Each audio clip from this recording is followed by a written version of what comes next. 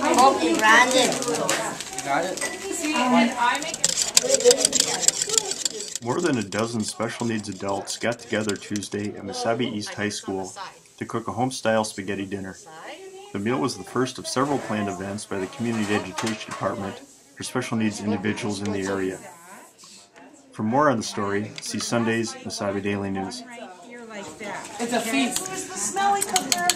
I think that's our garlic butter for some of our breadsticks. Oh my God. Oh, yeah. Give it another 5-10 minutes. So far, it doesn't